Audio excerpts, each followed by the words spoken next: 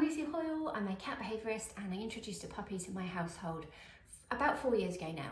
So I'm going to take you through some tips on how to introduce your puppy to your resident cats, or things to keep in mind. So the first thing, sort of the overarching thing that I would keep in mind for everything, is to make sure that your cat has control. So your cat can choose when to leave, when to interact, when to investigate, and they don't ever feel like they're forced to interact with your puppy. So feeding into that, the first tip is to make sure you have puppy-free zones. So you really need to make sure in your home that there are areas that your cat can go that your dog can't, and places that you know they definitely can't be disturbed. So it could be that you use a baby gate to stop your dog from going upstairs, which is what we did, or there are certain rooms that they can't go into, or certain areas of your home that the puppy can't go. So I think this is probably a good idea anyway for puppies not to have access to your whole house straight away anyway, just while you're settling in and training them. So that can feed in really well if you've got a cat.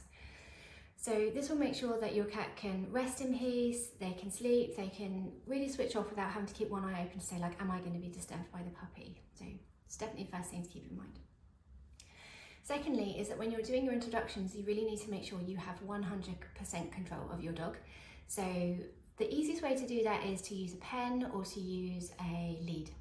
So even then, if your puppy gets excited and tries to run over to the cat, then you know they can't actually get to them, and you know your cat's not going to be spooked by your puppy's behaviour.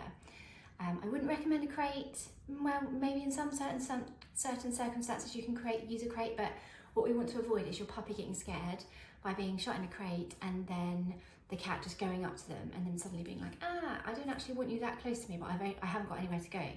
So a pen can work well because they're bigger and your puppy can take themselves off, or like I say, the lead, then they're with you and you can take them off if they need to and get a gauge of how they're responding. Third thing is to make sure, it's making sure your cat has control, but more actively during the meeting. So what you want to make sure is that when you're getting them together, you're encouraging your cat to come down and to be with the dog. So you're not forcing it, you're not picking them up and bringing them down, or you're not closing the door and being like, right, we're doing a meeting, you have to stay in here. The cat has the choice of whether to be part of the family or part of the interaction or not at this stage.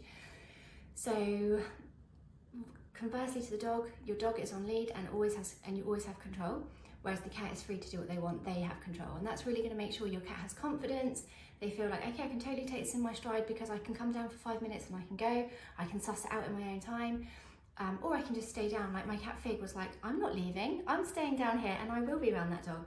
So you can really put it on their terms and let them be the ones that are managing this interaction, while all the time you have control of the dog to stop them running over, to stop them just running over to say hi, or running to chase, or getting too close for comfort. You really have that in hand, basically. As your dog gets older and you have better control, then you can focus more on the training to make sure that you have a good recall, you have a good sit, and you really have control of the dog in a more hands-off way.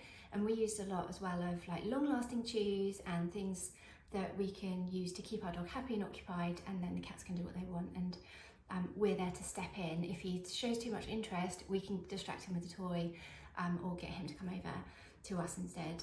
Or it was always really useful to do the introductions after a walk as well, so he was like tired and he was ready to settle down for the evening or whatever time of day, and that just took the heat off the cat, that he wasn't super excitable and ready to interact and run over. Finally, it's just to make sure that your home is set up with lots of high places, so your cat knows that they can hop up out of your puppy's reach. We have a Labrador, so it had to be really high. As he gets older, he can reach the kitchen size and he can reach the dining table, and so we have to have spaces that are much higher, like a cat tree or shelving, that they can get to and he can't.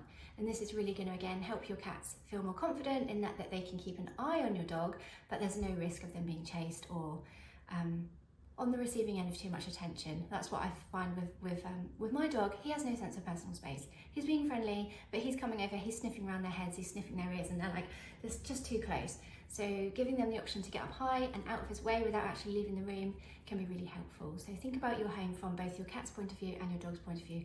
Dogs tend to hijack the ground, so we want cats to hijack the high spaces or find some space up there. If you want to know more, then let me know, but those are my top tips for helping to introduce your cats to your dog.